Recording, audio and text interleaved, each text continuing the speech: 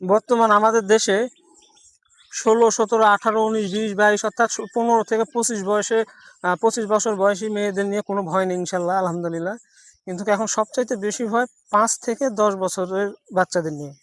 কারণ বাংলাদেশের যে অবস্থা, অধিকাংশ শিশু ও যারা ধর্ষণের শিকার হচ্ছে অধিকাংশই শিশু। এটা কি দেশ ভাই? আমরা কোন দেশে আসলাম? এটা কোন জামানা চলে আসলো? বাংলাদেশে নাকি এখন ধর্ষকের পক্ষেও উকিল পাওয়া যাচ্ছে। হাই রে অবস্থা! তো বাংলাদেশের আইনের প্রতি যথেষ্ট শ্রদ্ধা রেখে আমি বলতেছি, এদেরকে আইনের আওতায় এনে সোজাসুজি, কোনো কথা না, ফাঁসি দিয়ে দিন। আর যদি তা না পারেন, আমাদের সাধারণ জনগণের হাতে তাদের উঠায় দেন।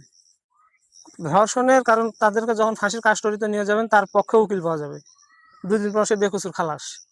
এই সুযোগ দেওয়া যাবে না। এই দিনকে দেখলাম 11 বছর, দুঃখিত, 17 বছরের একটা ছেলে 71 বছর বয়সী বিদ্যার সাথে কট।